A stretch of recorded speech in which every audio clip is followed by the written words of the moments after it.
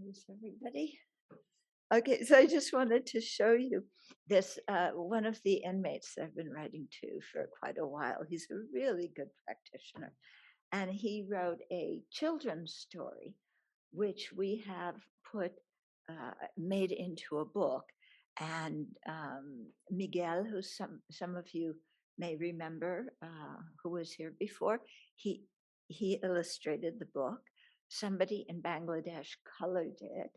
Al, the inmate, was the one who wrote it, and then Cadro, our friend in Louisiana, you know, made it into a book. And Venerable Thubten coordinated the whole thing as we went through 111,111 revisions. Okay, so this is just the mock-up. It has a band across the front saying not for resale, but you can get some idea of the cover. Okay, it's an adorable story about Gavin, this puppy, yeah, who thinks that happiness comes from all sorts of wonderful toys. And so he goes in the park, and first he's just lying peacefully in the grass. Isn't that, look at that. I mean, Miguel drew that. I think these drawings are fantastic. And then he goes to the park and he sees, one puppy from a really rich family who has all the latest things. Okay, his skateboard, his helmet, his sunglasses, bunches of toys, and poor Gavin is jealous. Okay, and then time goes on, and Gavin meets another puppy called Bodhi. Okay, Bodhi's little. He's so Gavin, even though he's a puppy, is much bigger than Bodhi, and Bodhi's older. Okay, but Bodhi has something special about him because everybody in the park likes Bodhi. Okay, all the ferrets and the animals and everything. And I'm going quickly through the story. And then one day Bodhi doesn't come to the park. So, Bodhi doesn't come to the park. So Gavin is worried. And so he has this idea he's going to run over to Bodhi's house. So he knocks everybody over as he's running over to Bodhi's house. And he gets to Bodhi's house. This poor chipmunk, all of his walnuts got scattered.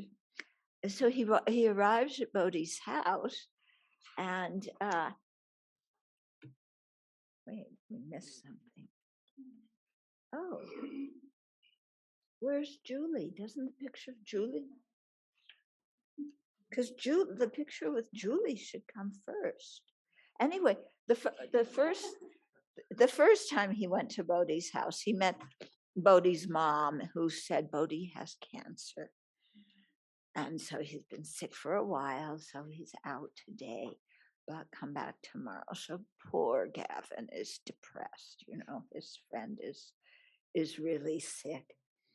So he goes home and he's just like miserable. So his mom and dad, console him and talk to him and, let him know that this is what life is about. And see, even the chipmunk, even the squirrel, kind of tells Gavin it'll be better. We'll leave this out for you to look at. So then Gavin decides to go to Bodhi's house again. And he gets to Bodhi's house. And who is in the front yard?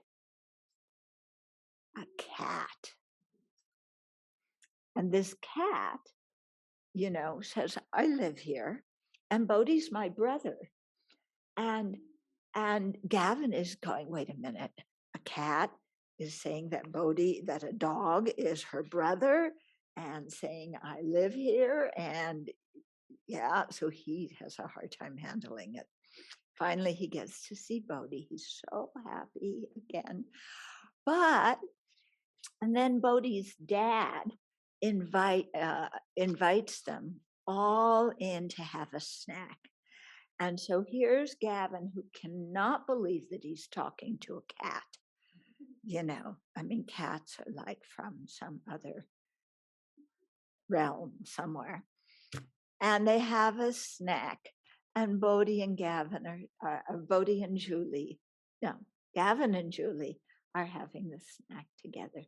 And the cat food is the best thing that Gavin has eaten in a long time.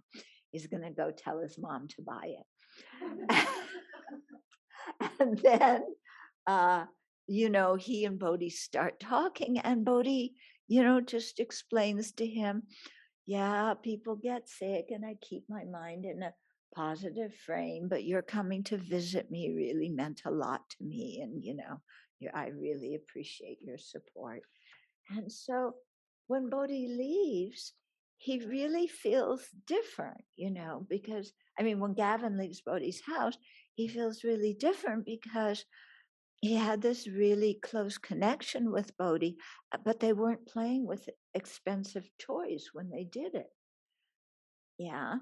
And so he really began to think, well, what is it that brings meaning and happiness in my life? And he begins to look at things different. And so now he's not intimidated by all the other bossy dogs in the park who would growl at him and pick at him because they were bullies and he was just a little puppy. Okay.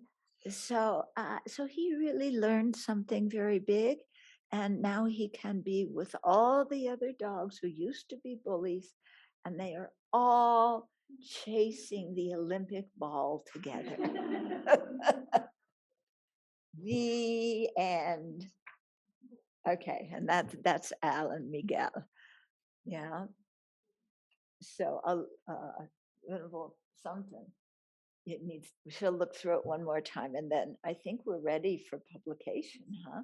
But maybe leave it out so people can take a look. Here's the envelope. Yeah. Okay. So I said you were staying with the Abbey as if you were residents here. So this is what happens, little things like this come up in the community and we share them together. This project has been a long time in working, to get it all put together with the people and all, but it's quite exciting. And I think Al, the inmate, will be totally thrilled when he sees it. Yeah, he'll be so happy. And he's writing another story now for children whose parents are incarcerated. Yeah. So just like the parents who are incarcerated are forgotten, I'm sure those children are too. And the children grow up in the waiting room of the prisons. I've always thought it would be nice to do a film, a documentary called Sunday Mornings in America. And, because Sunday morning is the most segregated time in the whole country, and but to show Sunday mornings for prison families and what it's like waiting in the waiting room, getting screened, getting patted down, having everything checked, going in, being in a waiting room, a visiting room with tons of other people, and you can't, depending, sometimes you have to talk to your loved ones through plexiglass. Sometimes you can be in the room, but you can, hug each other for 10 seconds, and then you have to sit down, and then you have to keep the kids quiet. But here are the kids, seeing mom, usually seeing dad. And, the parents are trying to keep a relationship going, and the kids don't understand what in the world's going on, why daddy can't come home. So, yeah, and how it affects those families and those people. So, I have gazillions of little projects I want to do, but we'll see what gets done. First is the Buddha Hall. Yeah, and that will take enough time and energy. So let's generate our motivation. In the story about Gavin, we learn that Gavin felt inferior to all the other dogs because they had more nice toys than he did. Their families were richer, so they seemed more important. And they sometimes picked on him because he was smaller, so they bullied him. And he put on a big front, trying to pretend that he was really cool. But of course, he didn't even believe it himself.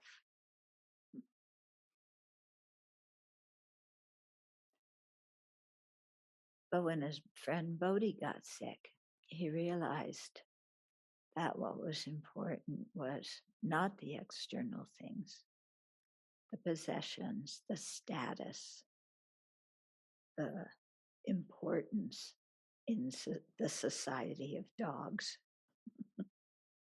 It's kind of funny. We think our importance in the society of humans is really important, but dogs are really kind of foolish, trying to rank themselves and be the alpha male dog. But what we do as human beings is really just as stupid, isn't it?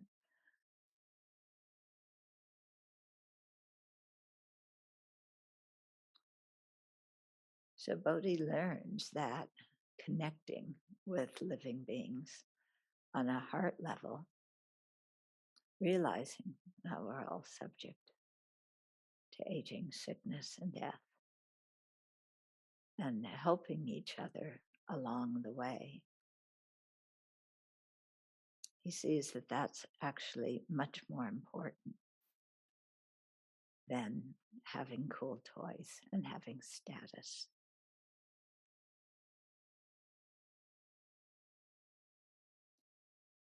And so, interestingly, when he stopped caring about his reputation,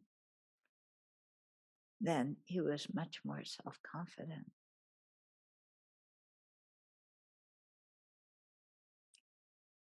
The other dogs could growl, they could smile, didn't matter. His mind was equanimous.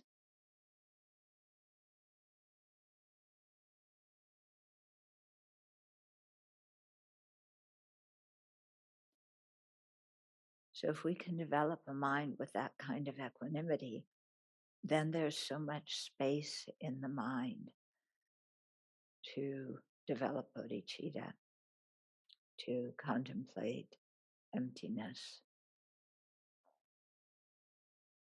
to cultivate concentration. Because so much of our time and mental energy goes into the 8 worldly concerns, which make us miserable now and prevent us from practicing and creating the causes of happiness.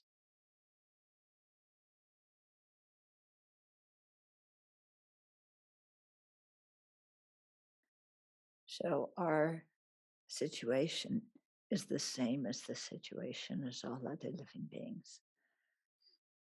Everybody on this planet is trapped in a similar way, unless they have higher realizations.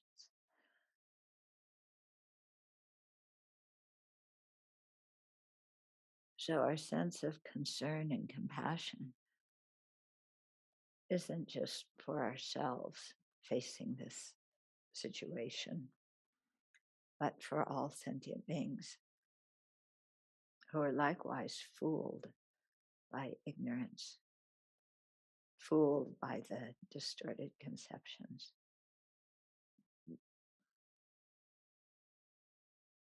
Tormented by all the afflictions as they rage through our mind. Are thinking the stories behind them are real and true when they aren't.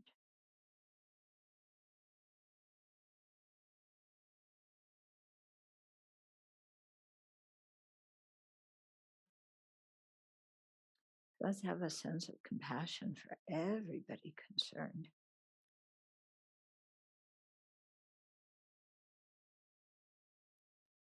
And then let's let that compassion fuel our determination to actively engage in remedying the situation.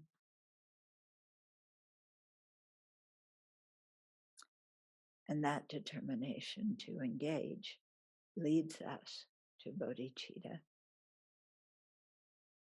that aspiration for full awakening, the benefit of all beings. And bodhicitta leads us to really engage in the practice sincerely.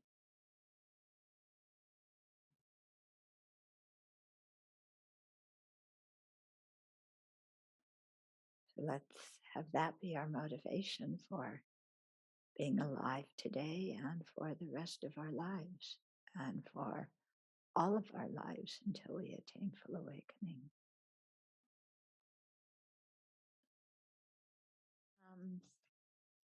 I wanted to read something to you, a letter that we received from one young man who had visited us a few years ago. And this is an illustration of how a monastery, a collection of monastics, can impact the world in a way that a single practitioner cannot. Okay? So this is by John Chopsticks. Some of you may remember him. So he said, I hope you are all well and healthy. It is so encouraging to see you practicing the good path in this chaotic and unstable world. Okay, so he's out in, we all live in the chaotic, unstable world. He's in the middle of it too. Your words and conduct inspire me to do better in my life. Simply knowing that you are all living a life of ethics, meditation, and wisdom together as a community gives me hope for future generations and for the future spread of the Dharma. Please continue your virtuous activities for a very long time. May your practices bear great fruit and may you always overcome every kind of obstacle. May you live happily and harmoniously.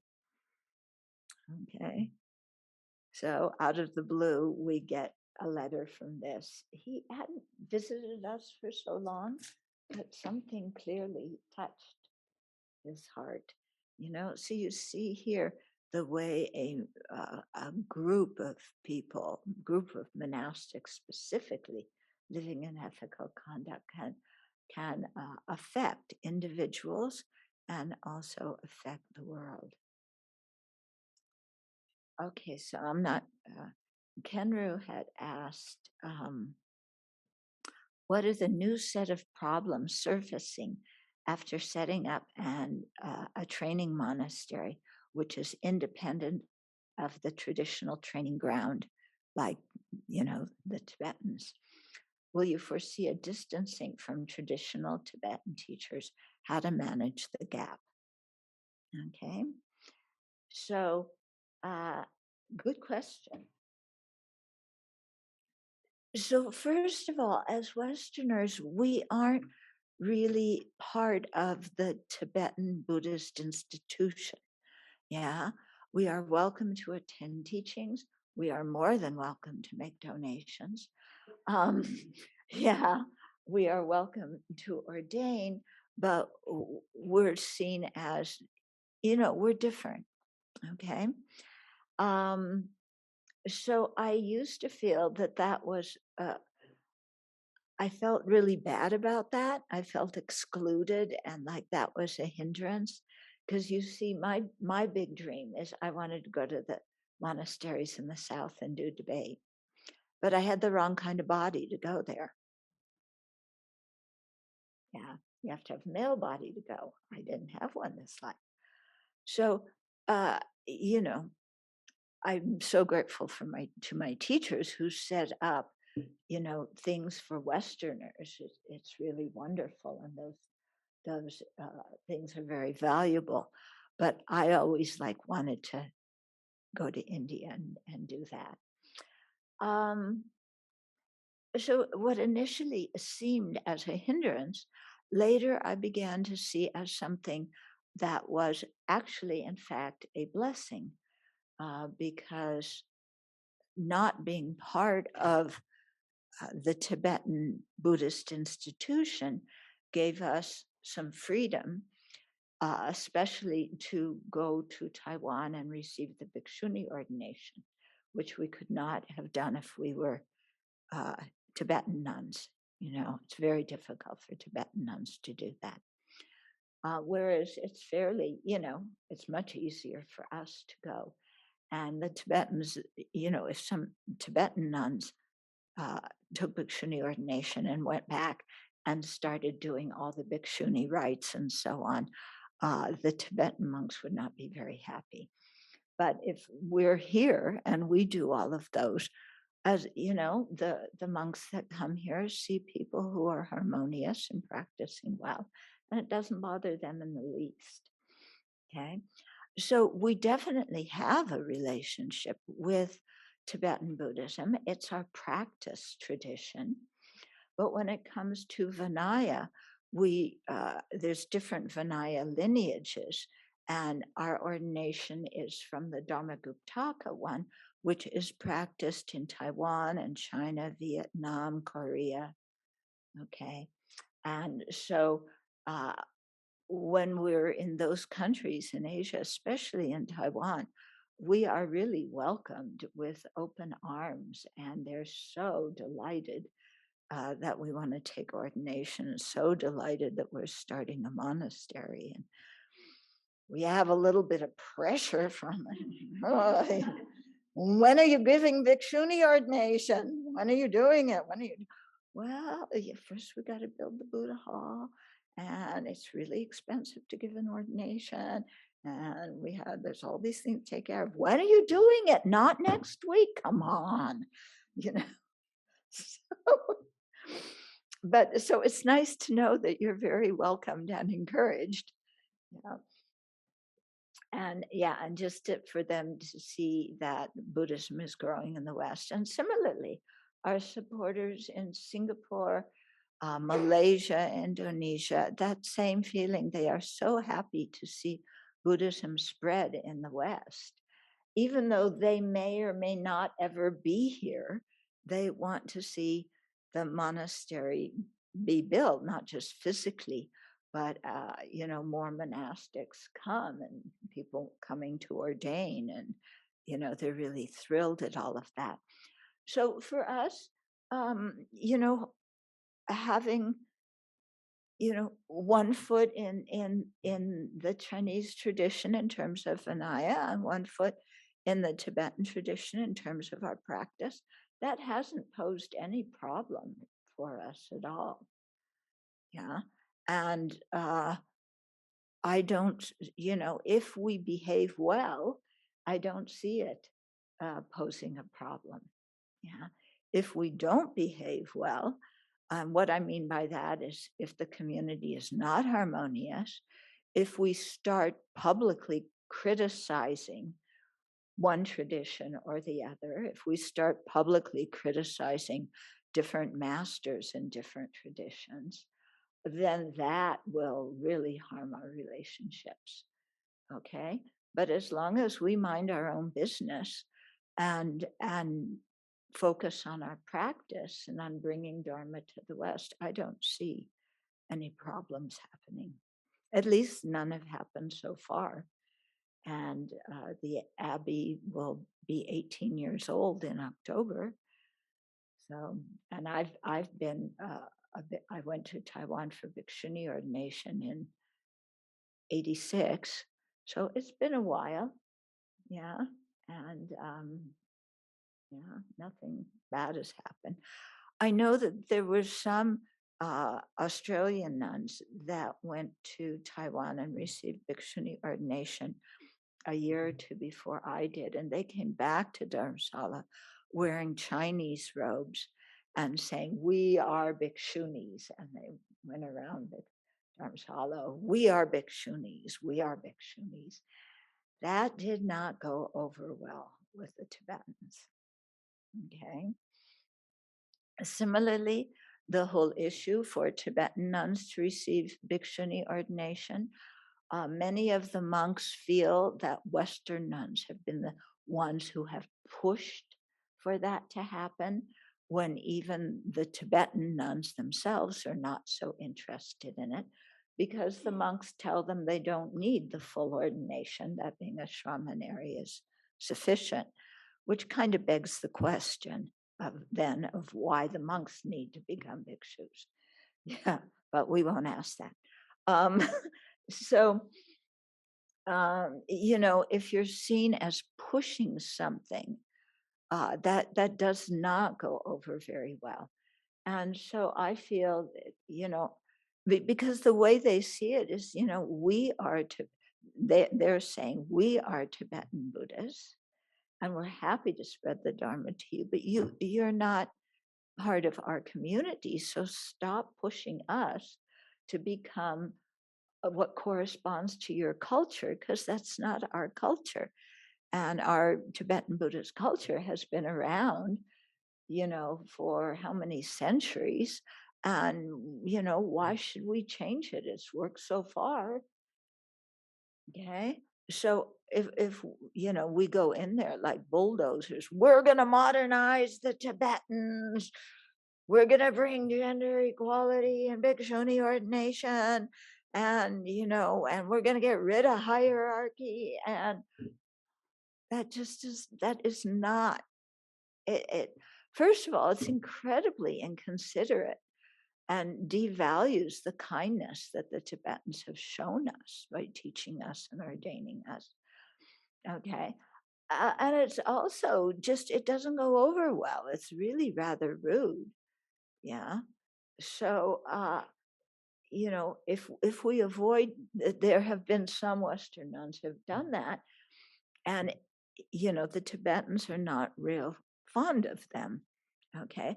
But as long as we are humble, and when we're in with the Tibetans or when we're with the Chinese, as the saying goes, when in Rome, do as the Romans do. Okay, so as long as we behave in a considerate, respectful manner, yeah, then it will be okay. If we go in like, we're going to show you how to run your monasteries, and we're going to show you this, and we're going to teach you that. Uh, that doesn't communicate very well for obvious reasons, you know.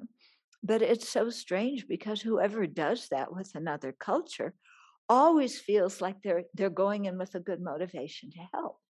That's what the Catholic Church did when they came and collected all the native children and put them in boarding schools. And now it's just coming out how many of those children died in the boarding schools, and how they were taught that their own culture was bad, and you know and this is also what happened when the Christians went to Africa, just tried to change everybody into Christians and make them be like Westerners, and that wasn't their culture.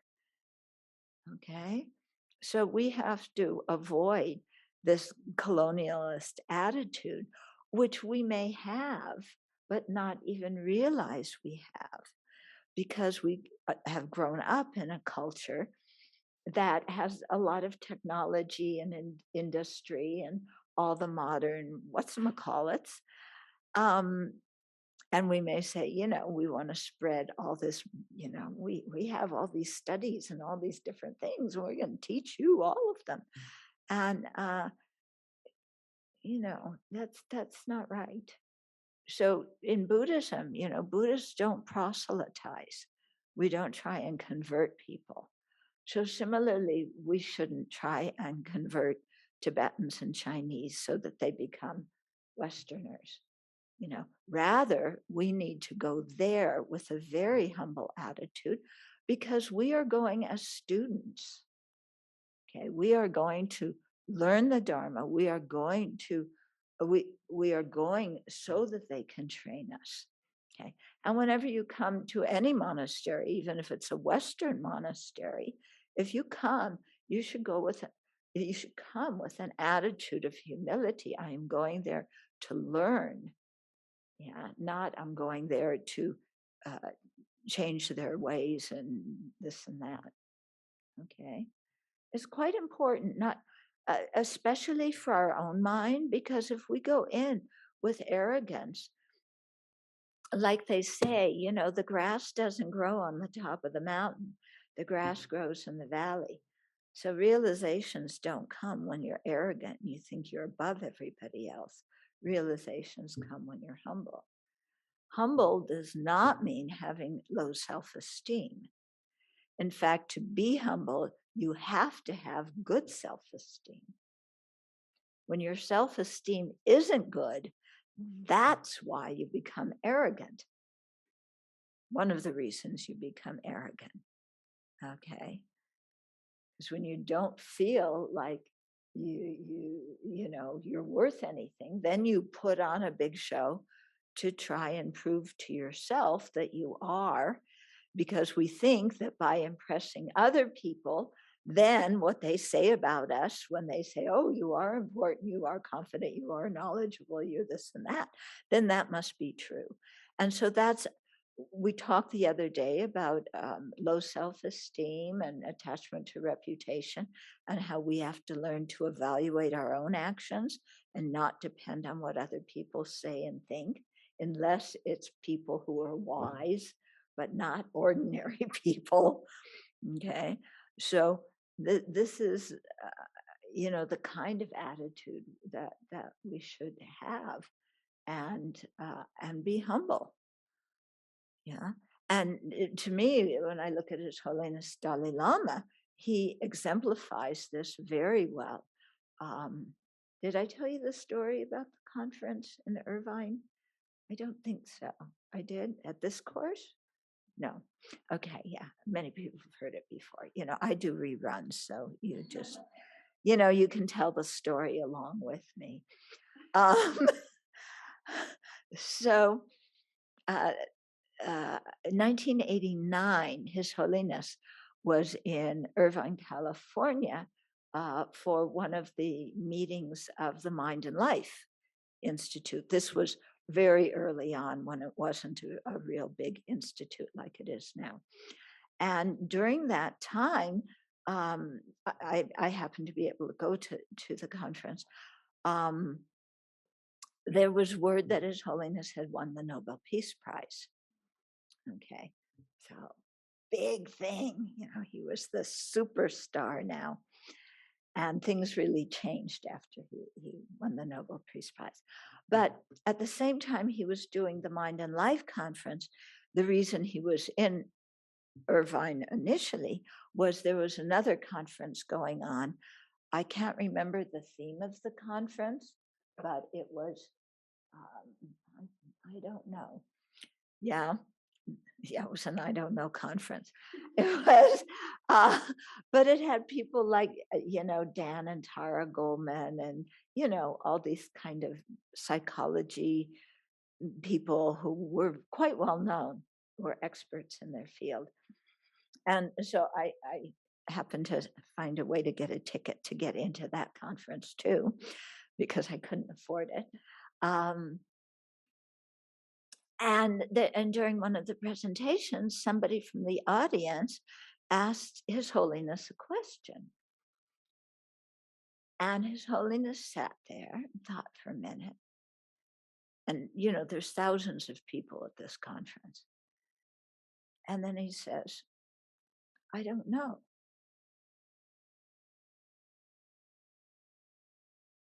The conference hall was dead silent. The expert among the experts said, I don't know. Oh my God, nobody does that. You know, if you're an expert and somebody asks you a question and you don't know the answer, you do not say, I don't know.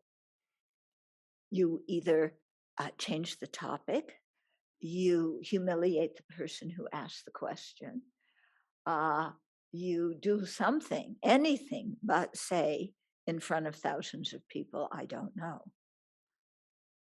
And there was His Holiness who said that. And then he not only said, I don't know, he looked to all the other people on the panel and he said, what do you think? He's asking for the opinions of other experts. You know, among experts, who asks for the ideas of other experts? Because yours are always the ones that are right, that you want to make known to the audience, so they will know that you are the best of experts. And His Holiness said, what do you people think? You know, so this was this to me was the teaching on humility. Yeah, that when you have confidence, you don't need to put yourself up and be somebody. Yeah, you can be humble. When you don't have confidence, then you want to build up an image and impress people. Okay. So that, is talking about our mind when we go into a monastery to be trained, or in many situations in life where we're going to learn, to have a humble attitude. I know it's un-American. Yeah. What American would be humble when you live in a country that is the greatest on earth? And to prove it, we have more Olympic medalists than anybody else. And I won't tell you what else we have, because I think you know. Yesterday in the film that we watched, I forget the name of the man, but he was talking about sectarianism in Buddhism. And the conversation seemed to be going on and on and on. And I was like, oh, is this really that important?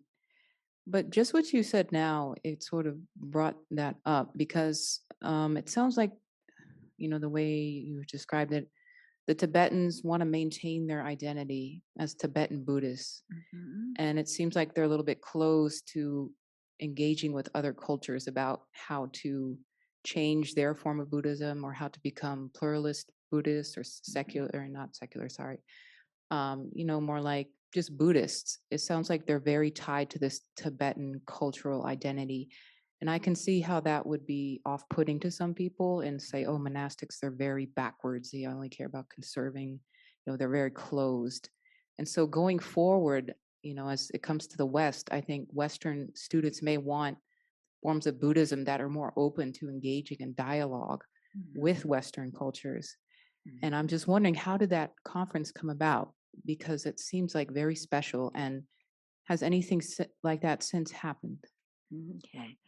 Are you attached to your American culture? Not that I want to be, but probably. Yeah. When, when you grow up in a certain culture, you don't think of yourself as attached to that culture. You think this is the way the world is. This is the way everybody thinks. Only when you go and live in another culture for a period of time, not just traveling through, but for a period of time living in another culture, where you get to understand how people think, that then you realize how attached or how inculcated you have been with your own culture's values and ways of doing things without even realizing it. I'll give you some examples, okay? You may be as horrified as I am by some of these. One example, when I first went to Kopan, okay, the monastery on the hill and outside of Bodh in Nepal. And they were building a wall around the monastery. So first of all, I'm going, why does a monastery need a wall? Yeah. It's like, similarly, when I go to Singapore, all the houses, all the flats have gates. You know, if they're the old style, what do you call those? Shops? Yeah, like a shop house. Then, they all have gates in front. And I go, why are these people having gates everywhere? You know? Okay. This was before so many gated communities in the US. Yeah. And then why are they building a wall around a monastery? A monastery should be open for everybody. Yeah. And then Lama Yeshe himself, not some junior monk, was up on a step stool putting glass shards on the top of the brick wall. Glass shards hurt people. It's bad enough having a wall. Why are they putting glass shards that will cut people's hands on the top of that wall? Aren't they supposed to be practicing generosity and compassion? I thought. Okay. Then I realized,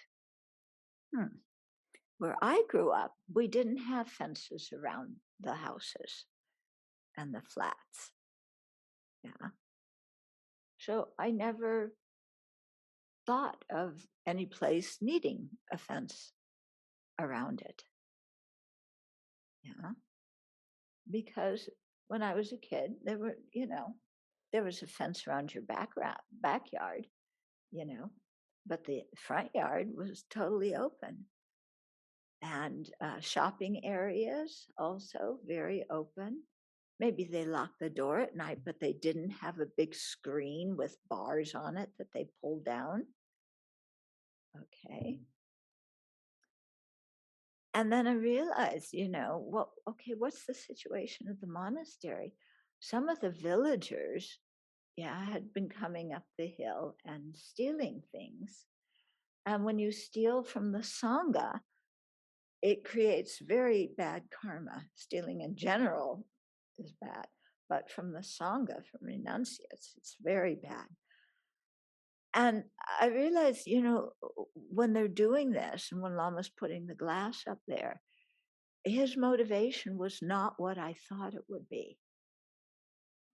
His motivation was not, I'm keeping all these criminals out of here because we don't want them around. Yeah. His, motivation was to protect people from creating negative karma. And also the monastery was quite poor, to protect the resources of the monastery because they had all these little monklets, there to support. Okay. So I realized, how I was seeing their situation through my eyes and how I grew up. Then, as Americans, as Westerners in general, democracy, right? Democracy is the best. Let's hear it for democracy. And then you find out Tibetan monasteries are not democratic. Tibetan culture is not democratic. His Holiness is trying to make it more democratic, and instituting voting and things like that. And so they have nominal voting, but the mentality is not one of let's elect our leaders, based on how you don't campaign for abbot of the monastery.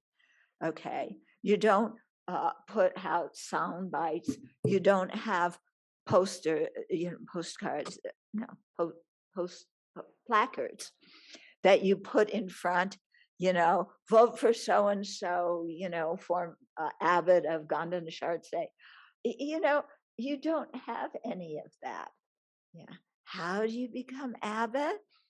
You do your studies. Yeah. And by doing your studies, people see that you're a good scholar. Okay.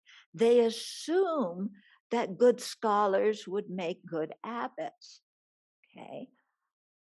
That's not necessarily true, because you can have incredible brilliance around philosophy, but not know how to create a good administrative structure.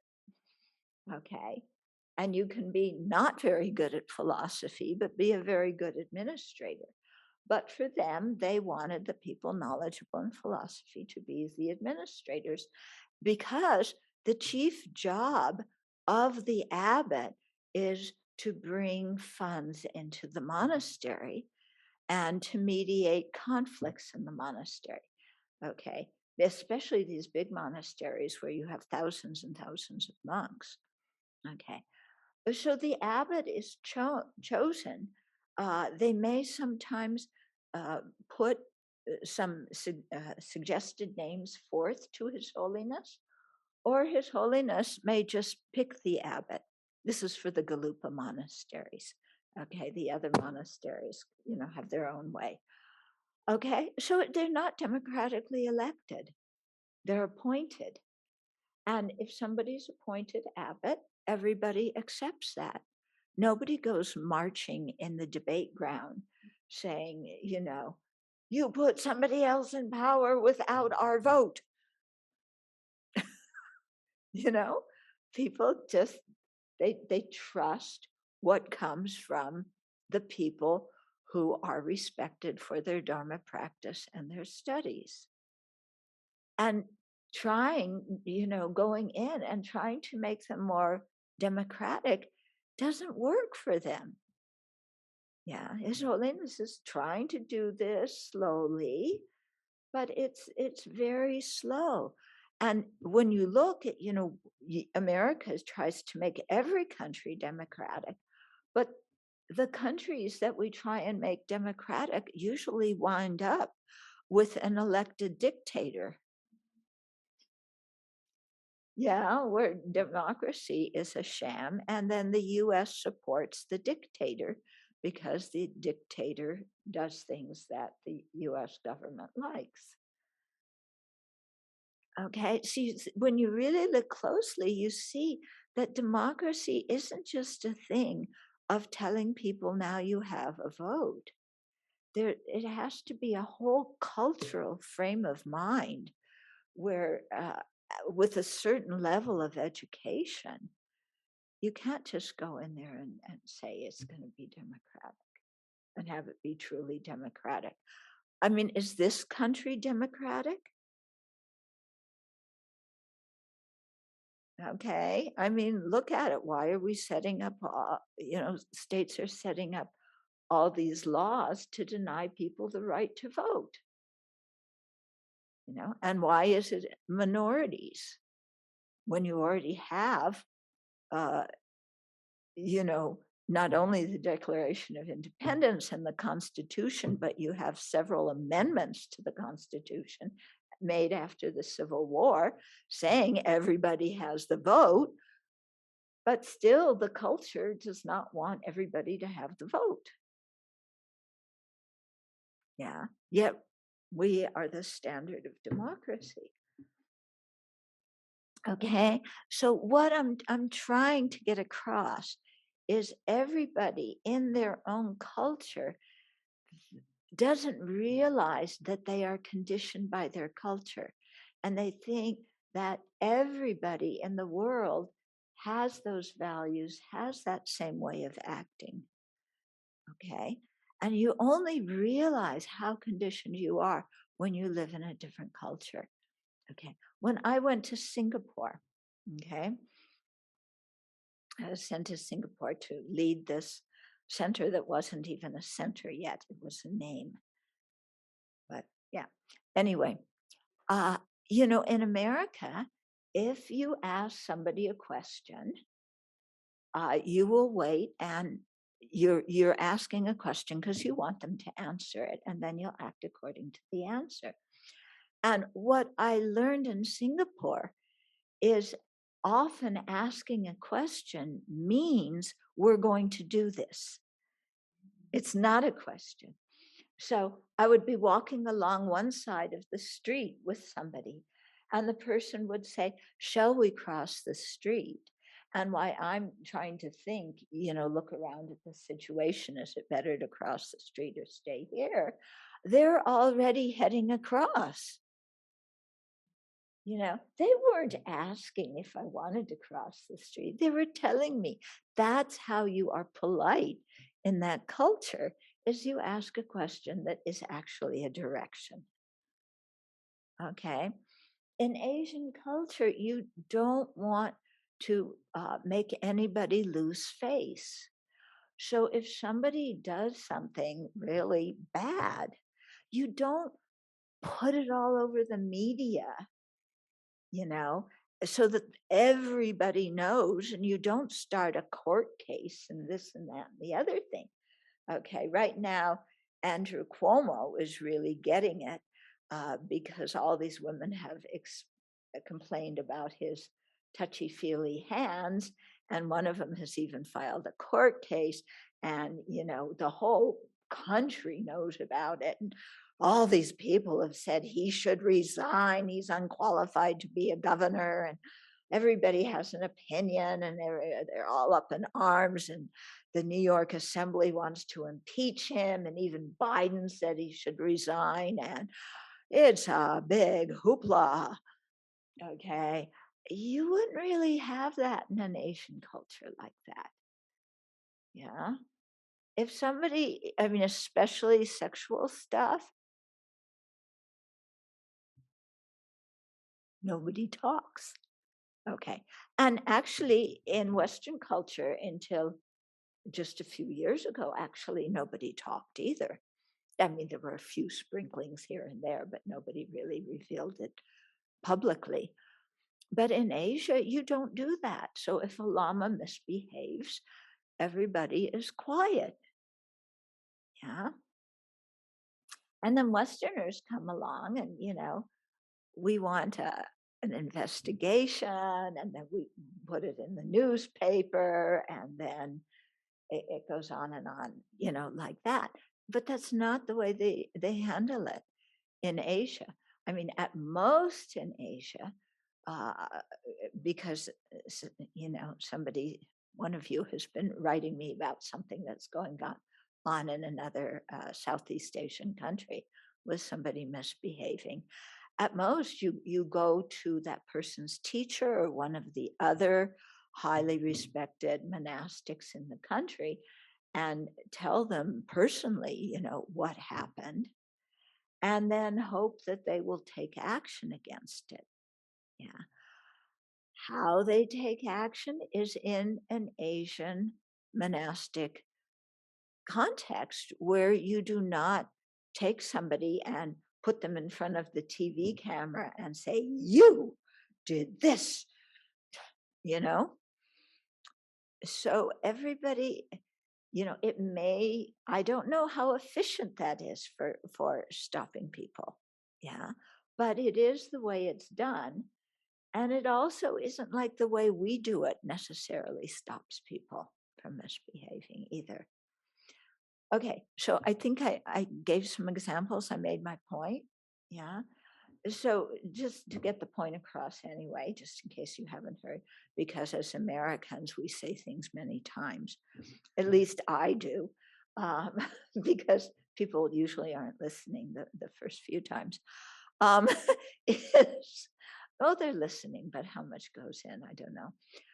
Because my wise words, they have to hang on every word and understand everything completely. So until they get that, I have to keep repeating it, They have to get every single one of my wise words, even the nuances. And I'm not a very nuanced person. Yeah, I say it straight. Anyway, where was I? before I start talking about myself.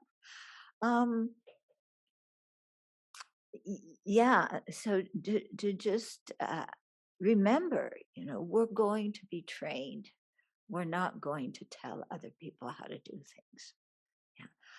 As far as, the sectarianism, it is alive and well. And you know what?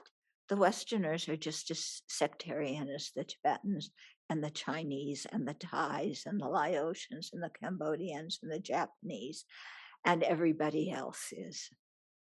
Yeah. Because everybody has, when you have to think, until the last, 100 years, there's been no opportunity for monastics to meet together and get to know people from other traditions. They lived in distant places. They couldn't just jump on a plane. Yeah. There weren't modern means of communication. Yeah. So how did the news spread? From mouth to mouth, like that game of telephone that we used to play as kids, where the first person says to the second person, the rose is red. And by the time you get to the end of the line, that person heard the bus is blue.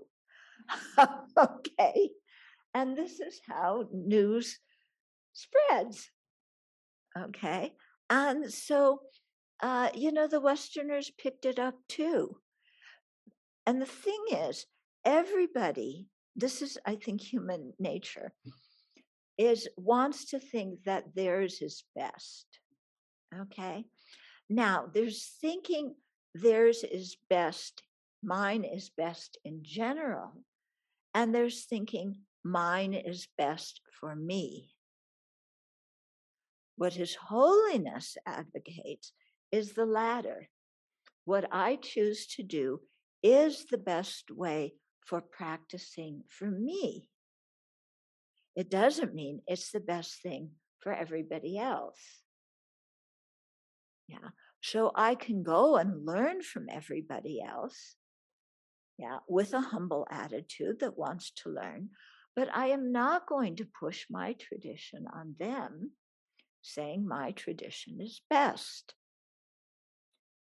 Okay. However, there's always an if and a but. However, when His Holiness is speaking to the Tibetans to increase their confidence in what they are practicing, he says Tibetan Buddhism is the only tradition that has the full Buddha's teachings, the fundamental vehicle, the Mahayana, and the Vajrayana. And so you people should be proud and practice well because you follow a teaching that has the complete Buddhist teachings. Okay.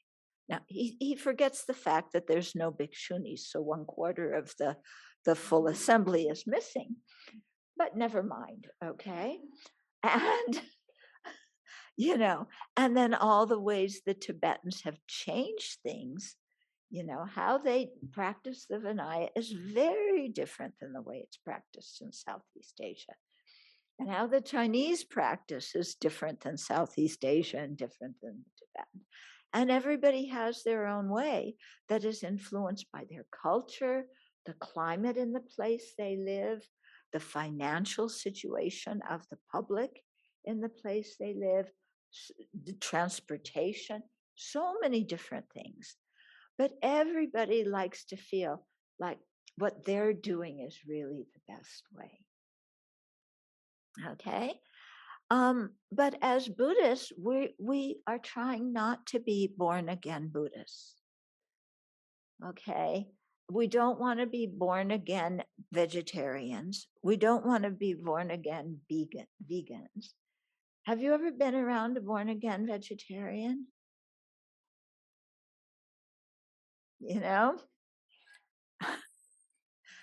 She's a born again vegan, so not only vegetarian but vegan. But we had one man here, who kind of sat me down and said, this was many years ago, you people advocate compassion and yet you eat dairy and you eat eggs. and you should not be eating those things unless it's free-range eggs and free-range cows. That does not correspond to your values. So I will help you become vegan. The whole monastery should be vegan, and I will help you become vegan. And then I tried to explain, some people are, they need more calcium, so they get their calcium from dairy, and some people need more protein, so they take eggs, and I tried to explain this. No, you can get your calcium from something else. You can get your protein from something else. No. And he stopped coming here because we weren't going to convert to being vegan. I felt really sad. It's like, that's your criteria for choosing a monastery is what they eat. How about the teachings? Okay.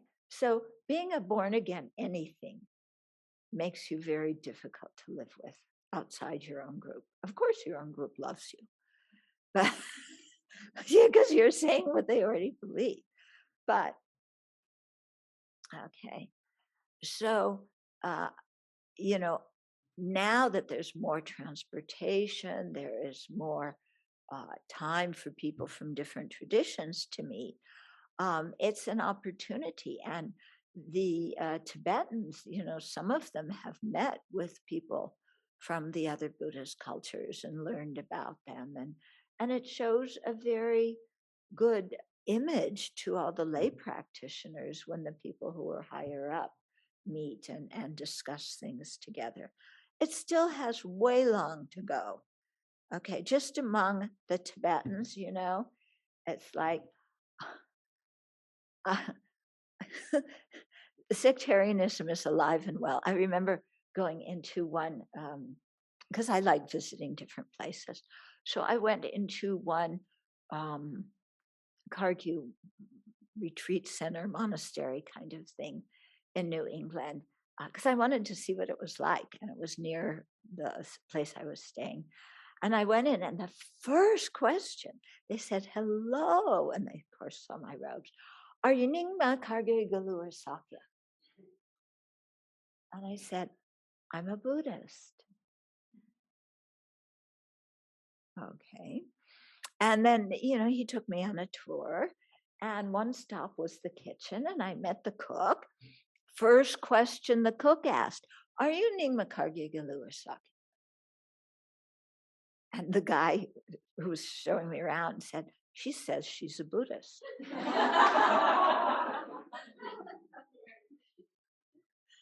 Yeah.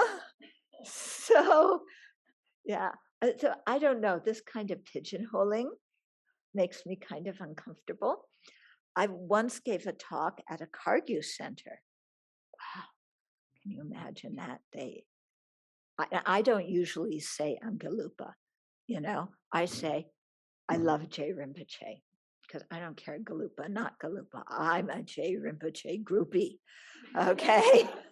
I freely admit that, because what he says is the clearest, best thing that I've ever heard.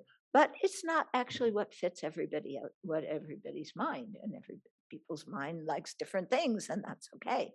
When you have a smorgasbord, some people eat noodles and some people eat rice. And if you're a noodle person, you can't go, oh, you rice people, you just don't have any brains at all. You should be choosing noodles.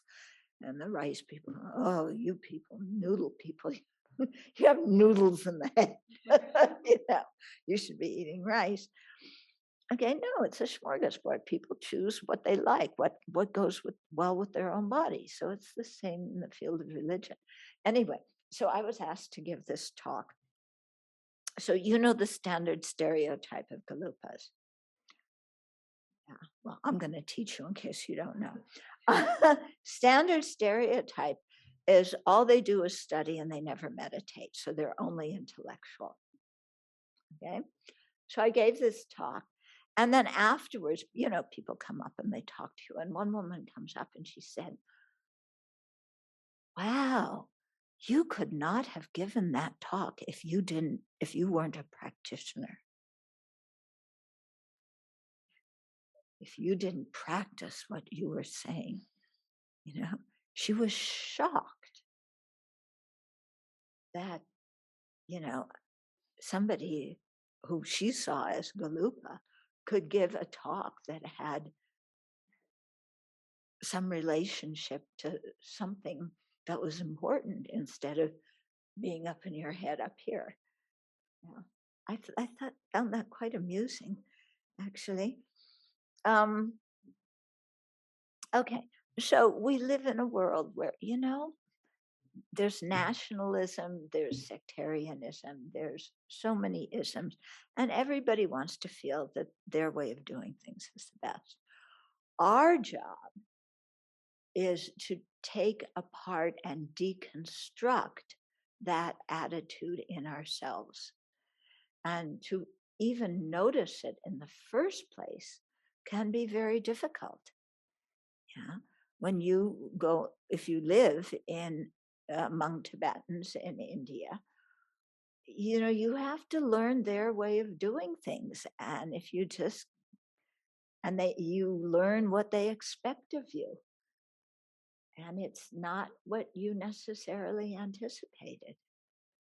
Okay, so it makes you see, oh, I'm coming in there with a lot of my own preconceptions about the way they should be. Okay, my preconceptions are my problem. I have to work on them and become more open-minded. Yeah. Okay, so this question, let's see.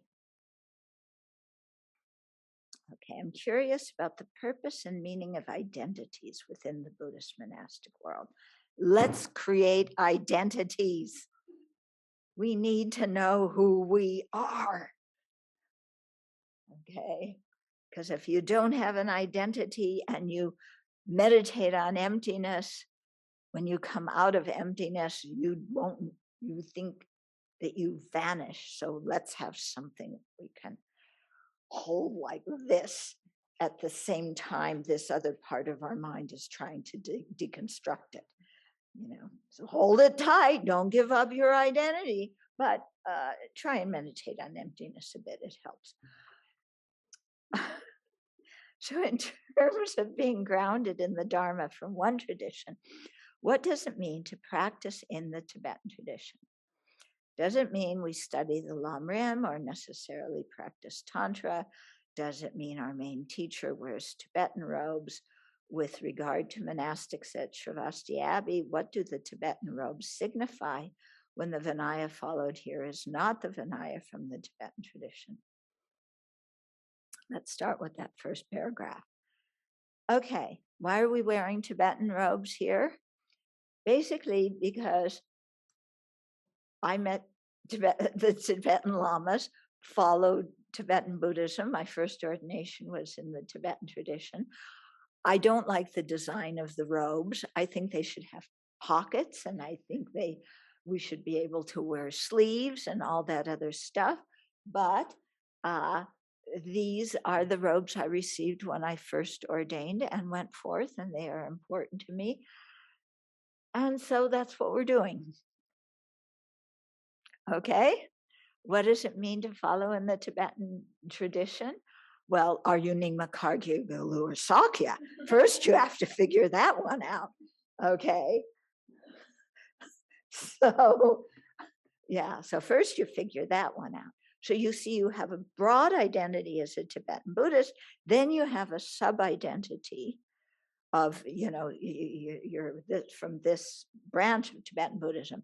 Then within that, you have another sub-identity of the particular monastery whose rituals and manuals you follow. Then within that, you have another sub-identity of your own Khamsin, which are the people from your own area in Tibet, even though you're now refugees in India. And then within that, you have another identity from your own class, because you go through all these classes as like kindergarten on up. And finally, at the end, you wind up with the most important identity of all of them. Me! Yeah? So you have all these different identities.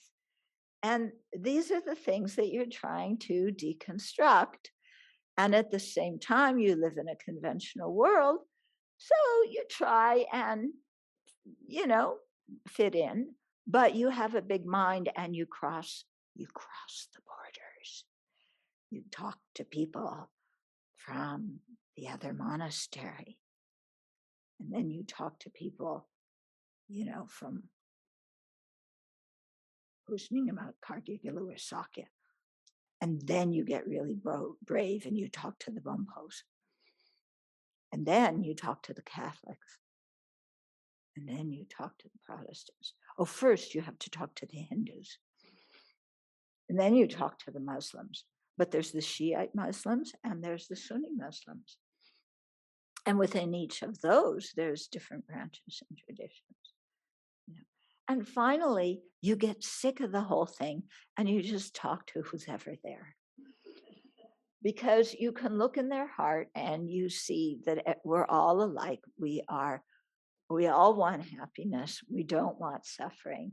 All these other things are just conventional categories that sometimes are useful and sometimes are stupid. Okay, this is my conclusion. But everybody should think like I think. Don't you think? Yeah. Okay. What do the Tibetan robes signify? When the Vinaya followed here is not the Vinaya from the Tibetan tradition, because the Buddha taught the Vinaya. The Buddha did not teach Mula Sravastivada Vinaya. He did not teach Pali Vinaya. He did not teach Dharmaguptaka Vinaya. The Buddha taught Vinaya. All that other stuff came later.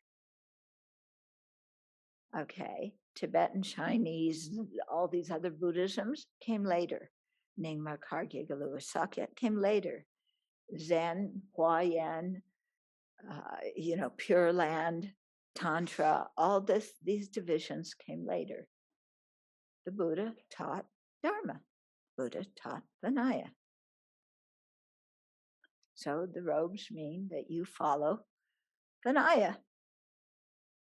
Okay, we happen to do it the way the Chinese do it. And the Chinese actually are quite open-minded because they had 5 different schools of Vinaya translated into Chinese. And how do you get all these Vinaya schools to start with? Because after the Buddha's awakening, his disciples went in all sorts of directions.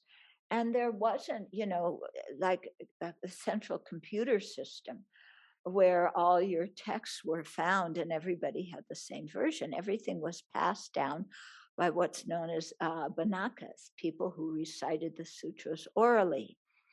And they did a fantastic job, because when you think that for centuries things were passed down orally, the fact that there's so much similarity between the traditions is really amazing. But of course, there's going to be some differences. People forget a word here or there. And then also people add things they think, they may want to clarify. Or, you live in a different culture. Yeah. In Southeast Asia, you go on Pindapat, it's hot, it's warm. You can go walking in the early morning and people will give you food. The reason they didn't do that in China is they started out doing it. And the Chinese public said, oh, these people are beggars. Go back to where you came from. We don't want more beggars.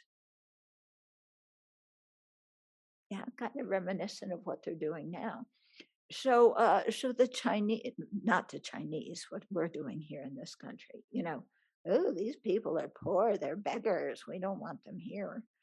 So the monastics went out to the wilderness and built their Zen monasteries and Pure Land monasteries out there. And then, of course, to subsist, they had to grow their own food. There weren't huge cities where they could go on Pindapot. So that's why the Chinese started doing agriculture, and where you get the whole thing in the Zen tradition, one day without work is one day without practice, or some anybody with food. Yeah, one day without work is one day without food, where you got the thing of chop wood and carry water. Yeah, was because they went out of the city, because if you stayed in the city in China, you got hooked into and dragged into the political situation where the Confucianists were trying to control the emperor and the whole governmental structure, and they didn't want the Buddhists around. So it got very complicated. So they just moved out, to the wilderness. In Tibet, you had a quarter of the male population that were monastics. Okay, now can you imagine? Yeah, Spokane. Yeah, and you had a quarter of the population, the number that was a quarter of the population of Spokane, every day walk into that city with their alms bowl. Yeah. Do you think that the people in Spokane would be able to feed everybody? Yeah, that would be pretty difficult for them. So what happened in Tibet was either people would bring food to the monasteries, or as in China, the monasteries owned land and the serfs, farmed it and gave produce to the monasteries. Actually, there wasn't a whole lot to eat in Tibet. You had sampa, meat, more sampa, more meat, and occasionally you got in the summer a peach or a apricot. Yeah, and then you had Tibetan tea, and that was the mainstay. Yeah, dairy. Huh? Yeah, yak cheese. Okay. But your Tibetan tea was your mainstay. Yeah. Rich tea with lots of yak butter in it. That's fantastic in a cold climate, they say, for keeping you warm. That's how I feel about it.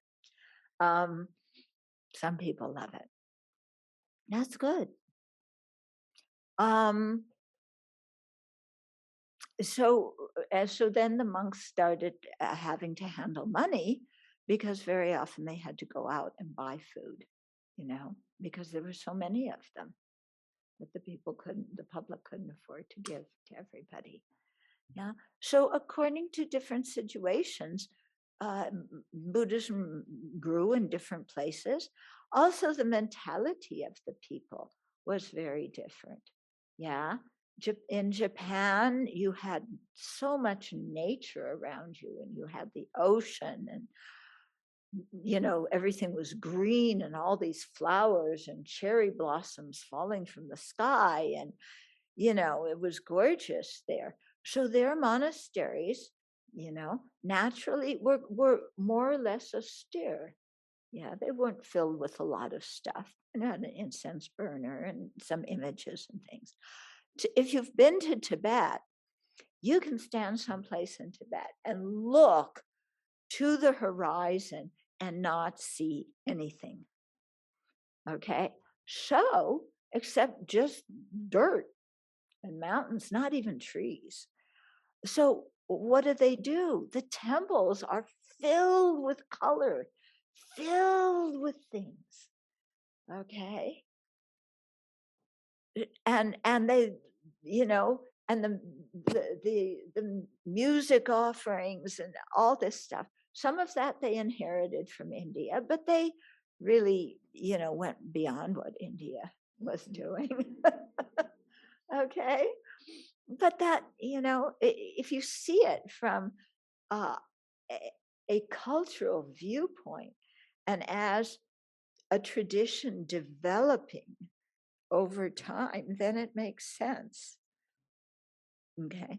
So the thing to do is to be able to preserve the Dharma teachings exactly as they are. Yeah. Which means we have to determine and discern what is Dharma and what is culture. And that seems like it would be easy, but it's not so easy. When I went to China to receive Bhikshuni ordination, I had just mastered being able to sit cross-legged for hour upon hour, because that's what you do in Tibetan monasteries. You sit hour after hour chanting. And I got to Taiwan, and you don't sit down to chant. You chant hour after hour standing up. Okay. And they don't chant nearly as long as the Tibetans do. Yeah, Tibetans are really good chanters. Chinese, their chants are slower, and the sessions, you have more pee-pee breaks. Yeah. But yeah, so I came in ready to sit for hours, and all of a sudden I had to stand for hours. And this was it was in November, which is the cool season, but it was in Kaohsiung, so it was still very hot. And my feet and ankles swelled up. Yeah, because of standing. Yeah. So it made me, yeah, because also, there were 2 injis there. That was it. So there were no books with the phonetics and the translation. There were no books at all, yeah, for learning the chanting. So, I stood in line every morning with my pod. Sometimes you face this way, and you have to look, and when do you vow, and when do you turn this way? And I did all of that, and I understood nothing, except that we were praising the Buddha. I figured that much must have been in there. But even the way they chant the Great Compassion mantra is different than how the Tibetans do. Okay. And all of a sudden, Chenrezi isn't Chenrezi. Yeah, Chenrezi is Kuan Yin. But Chenrezi is actually Avalokiteshvara. Chenrezi has an identity problem too.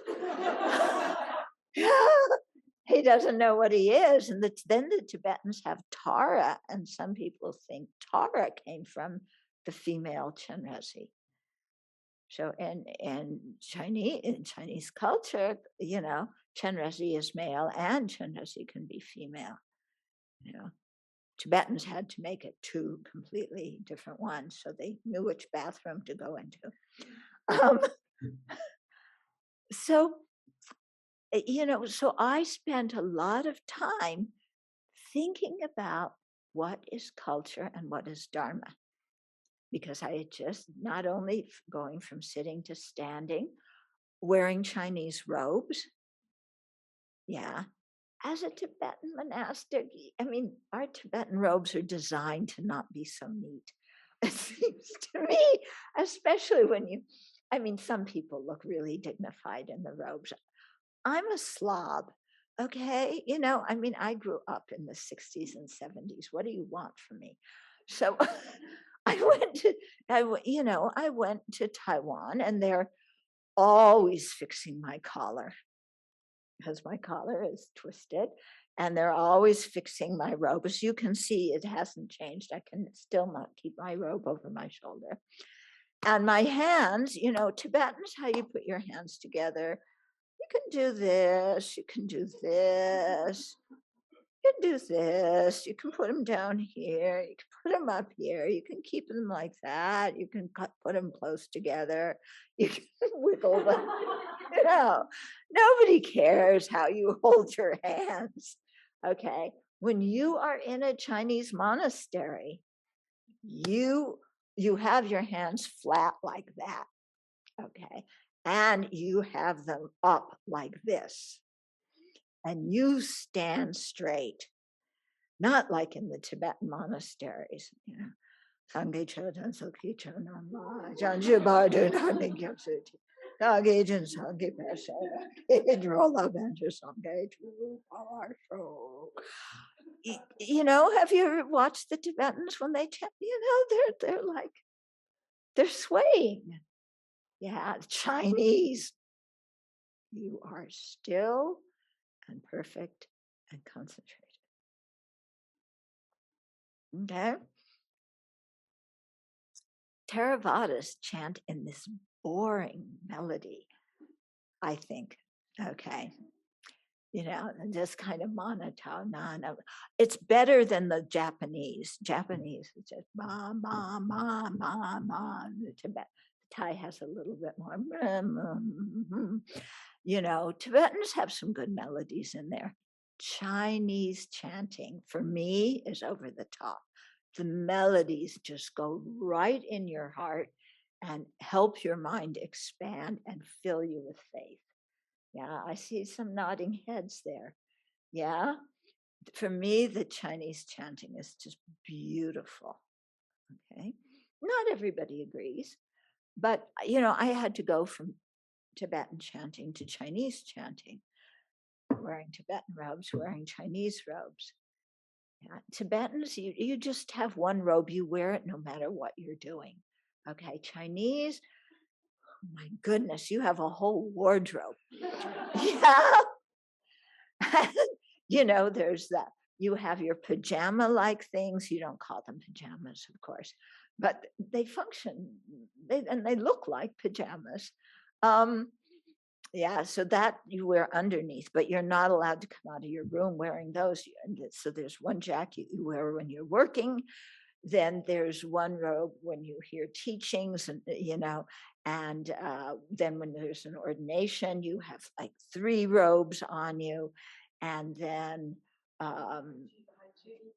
yeah, and below all of that, you have the Hai Ching, the black one, and it's not like the Tibetans. Tibetans, you take off your robes, you know, if you fold them your own way.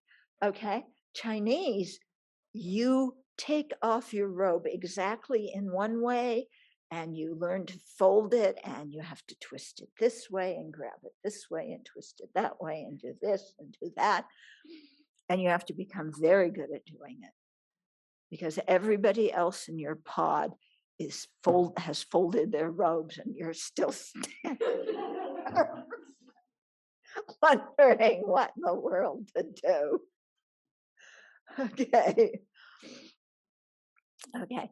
So you have to go in with this, with a sense of humor and with the attitude of I am here to train, you know, and I am here to learn.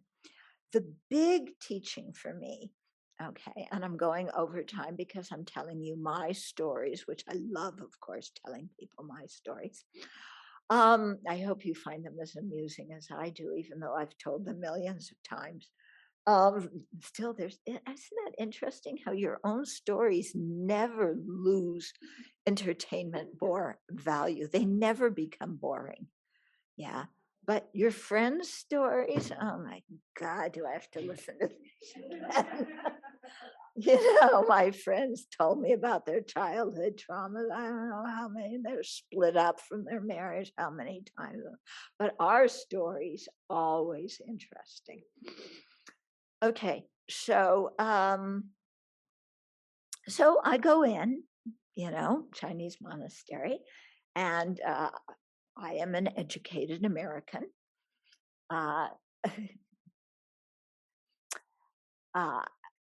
And I go in, and there's like 550 people there. Okay. And I walked into first of all, I couldn't go to the dining room the first day because I didn't know how to eat properly. Because you have different bowls. They do this during the monastics. And this bowl goes here, and then you cross it to here, and then you bring that one there, and this one here, and you pour something together. And, you can see that I haven't remembered it. But although I remembered you move your bowls around a lot. Okay. Do you remember how to do it? No? Okay. So I didn't know how to do that. I didn't know how to eat with chopsticks.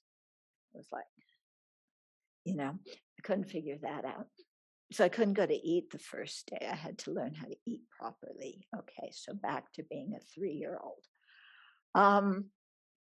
And then, like I told you before, we all had to line up according to our pod.